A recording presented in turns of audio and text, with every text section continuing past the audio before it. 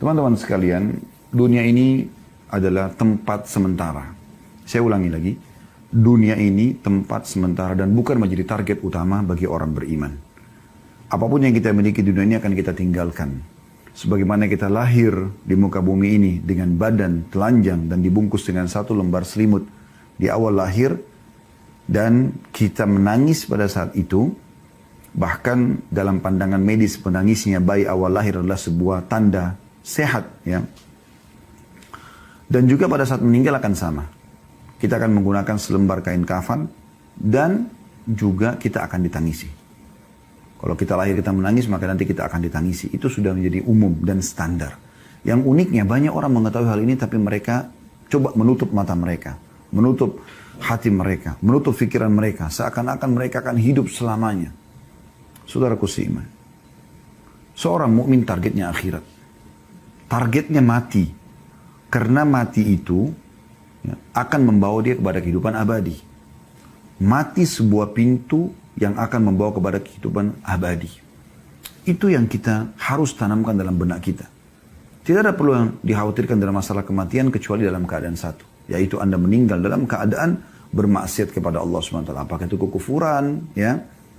Apakah itu adalah kemaksiatan yang besar yang Anda tidak sempat taubat, maka itu Anda perlu khawatir. Tapi selama Anda berada di jalur keimanan, beramal saleh, patuh kepada Allah, mematuhi peraturan-peraturan Allah, menjauhi apa yang dilarang, maka tidak ada yang perlu dikhawatirkan. Justru orang mukmin rindu dengan kematian. Dan inilah yang memotivasi para sahabat ridwanullah alaihim dan orang-orang saleh sebelum kita, bagaimana mereka selalu ingin rindu mendapatkan mati syahid dengan berperang. Pada saat dikumandangkan perang, luar biasa mereka berada di saf-saf pertama. Bukan cuma orang-orang tua, anak-anak muda pun diantara mereka begitu keadaannya. Kita dengarkan kisah bagaimana Abdullah bin Abbas, Abdullah bin Umar, Abdullah bin Amr bin As, dan sahabat-sahabat Nabi yang lain yang masih kecil-kecil umurnya di perang Badr. Pada saat Nabi SAW panggil atau di perang Uhud, maka mereka berlumba-lumba ingin berada di jalur peperangan tersebut supaya mereka ikut. Karena mereka sudah tertanamkan, memang target kita bukan dunia. Semuanya akan kita tinggalkan. Ya. Para sahabat ridwanullah alaihim, mereka itu tidak pernah merasa sedih kalau ketinggalan apapun atau kehilangan apapun dari urusan dunia. Apapun itu, walaupun besar di mata orang. Yang mereka sedih justru kalau mereka terlewatkan waktu untuk beribadah. Luput dari sholat berjamaah di masjid, luput dari sholat malam, luput dari membaca Al-Quran yang sudah dijadwalkan, luput dari sedekah, luput dari segala macam perbuatan kebaikan ini. Disitulah mereka merasa sedih. Tapi kalau dunia mereka gak pusing. Karena memang kata Nabi SAW, raka'atai al-fajr khairu minad dunya wa ma fiha. 2 rakaat sholat sunnatul fajr lebih baik daripada dunia dan seluruh isinya. 2 rakaat saja yang kita kerjakan cuma 2-3 menit. Setiap subuh Anda bisa dapatkan itu. Tidak ada sesuatu yang menjadi target utama orang beriman, ya, di dunia ini. Kecuali hanya dia tunggangi dunia untuk kebutuhan akhiratnya.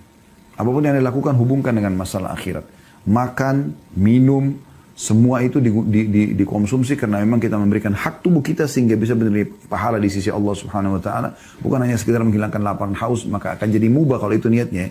Tapi kalau kita niatkan karena memberikan hak jasad yang Allah sedang amanahkan, dan rasa lapar, rasa haus ini Allah yang munculkan supaya kita memberikan hak tubuh kita, dan kita gunakan agar tubuh kita lebih kuat dalam beribadah kepada Allah Subhanahu wa taala, di situ akan nilai pahala, ya.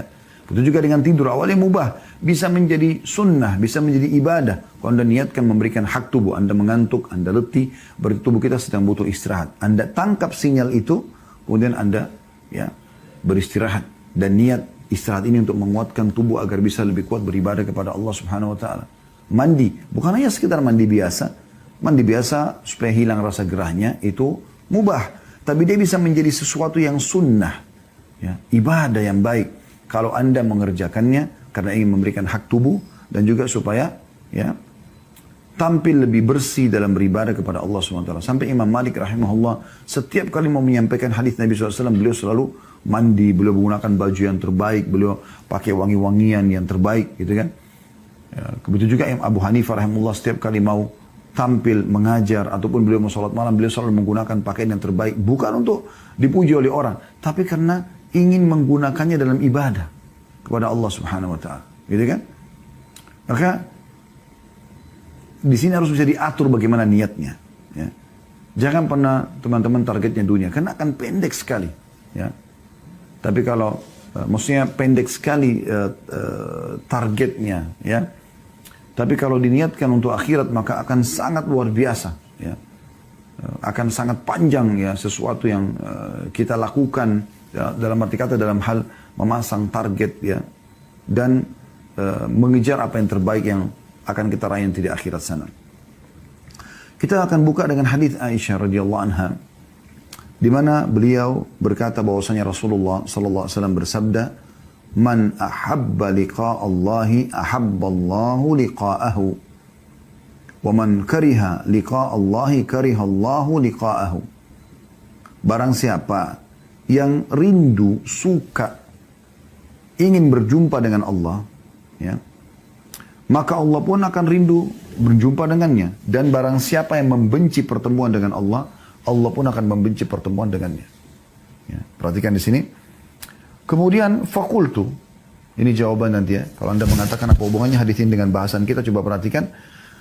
Fakultu kata Aisyah, maka aku berkata, ya Nabi Allah, wahai Nabinya Allah. Akarahayatul mauti, fakulluna nakrahul maut. فقال ليس كذلك ولكن المؤمن إذا بشر برحمة الله ورضوانه وجنته أحب لقاء الله فأحب الله لقاءه وإن الكافر إذا بشر بعذاب الله وسخطه كره لقاء الله وكره الله لقاءه. Artinya kata Aisyah radhiyallahu anha, apakah yang dimaksud benci akan kematian wahai Nabi Allah? Tentu kami semua takut dengan kematian.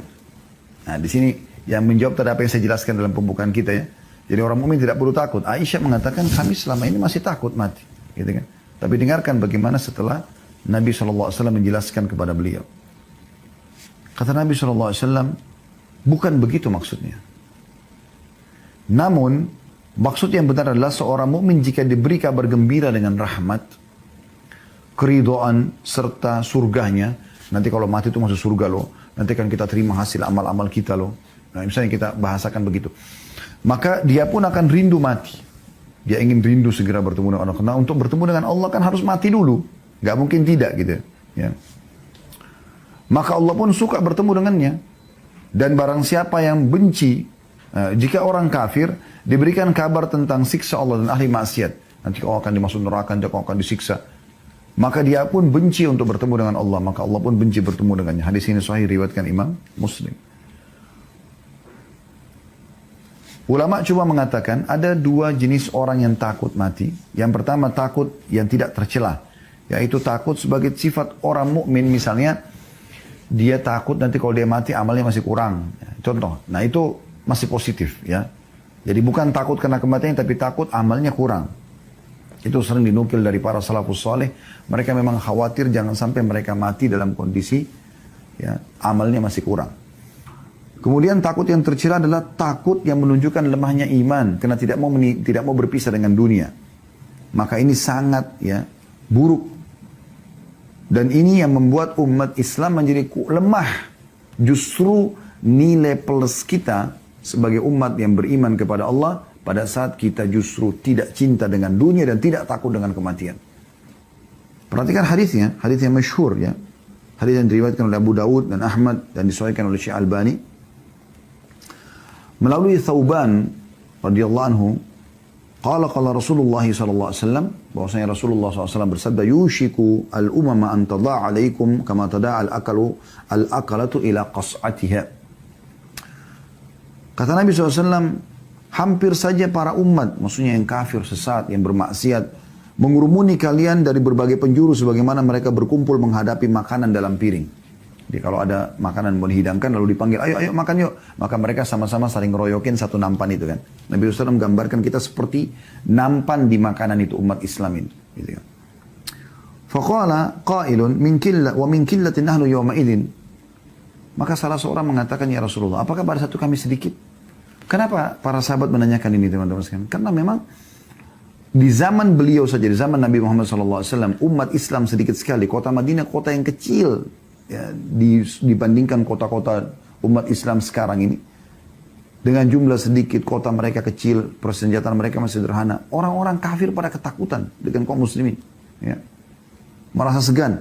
Maka sahabat ini mengatakannya, Rasulullah, waktu kami dikeroyokin itu nanti, apakah jumlah kami sedikit? Qala bal antum yawma idin katsir. Ketahuilah pada hari itu kalian sangat banyak. Sekarang jumlah kita miliaran umat Islam. Walakinnakum gutha'u ka gutha'is sail. Tapi pada saat itu kalian seperti buih di lautan. Ya. Buih di lautan yang tidak ada, ya, atau sampah yang dibawa oleh air hujan. Jadi kayak bawa arus dan nggak ada nilainya gitu ya. Wala yanzi'anna Allahu min suduri aduwikum al-mahabata minkum. Pada saat itu Allah sudah mencabut rasa segan dari musuh-musuh kalian. Wala yaghzifanna Allahu fi qulubikum al-wahan. Dan pada saat itu disebabkan dalam hati kalian tertanam penyakit wahan. Faqala qailun ya Rasulullah wa mal wahan. Intinya di sini sebenarnya kata seseorang, ya Rasulullah, apa itu wahan yang membuat akhirnya kami lemah, kami bisa dikeroyok oleh musuh, ya. Kata Nabi SAW, qala hubbud dunya wa karahiyatil maut. Ini kuncinya. Cinta dunia, takut berpisah dengan dunia, dan juga benci dengan kematian. Bisa ditangkap ya? Relevansi antara dalil ini dengan apa yang kami sampaikan tadi di pembukaan. Seharusnya seorang mukmin atau setiap mukminah, ya, itu menjadikan target mati itu sebagai target dia.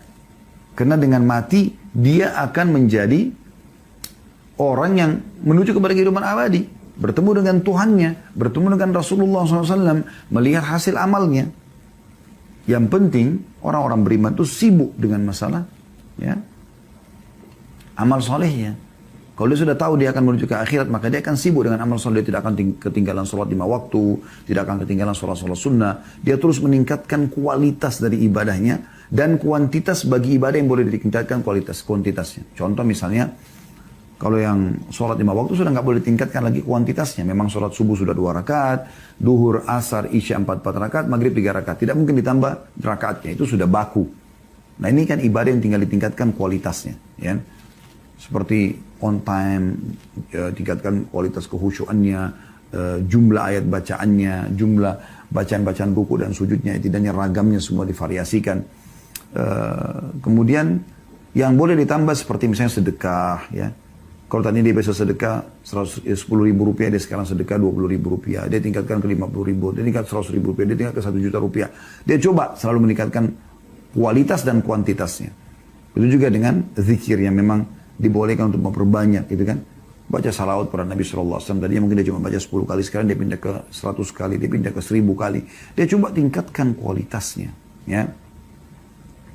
Maka itu yang dimaksudkan dengan dia memperbanyak amal. Sehingga dia tinggal dengan penuh keyakinan dia akan menerima hasil amal itu. Karena Allah SWT mengatakan kan, وَمَنْ يَعْمَلْ مِثْقَالَ ذَرَّةٍ خَيْرًا يَرَهُ. Siapa yang berbuat seperti biji sawi dari kebaikan dia akan lihat. وَمَنْ يَعْمَلْ مِثْقَالَ ذَرَّةٍ شَرًّا يَرَهُ. Siapa yang berbuat seperti biji sawi keburukan maka dia akan lihat. Ya. Ini poin perlu digarisbawahi. Nabi SAW mengingatkan dalam banyak hadis agar jangan kita teralihkan dengan dunia dan selalu ingat tentang kematian karena dia setiap saat bisa datang. Di antaranya hadis yang masyhur riwayat An-Nasai, riwayat Tirmidzi, Ibnu Majah, riwayat Ahmad. Ya. Dan hadis ini dinilai hasan sahih, ya, menurut Syekh Albani, yaitu hadis Abu Hurairah radhiyallahu anhu di mana Nabi SAW bersabda, "Aktsiru dzikra hadhimil ladzat." Artinya perbanyak mengingat pemutus kelezatan dunia. Saya mati. Ingat setiap saat kita akan mati, ya.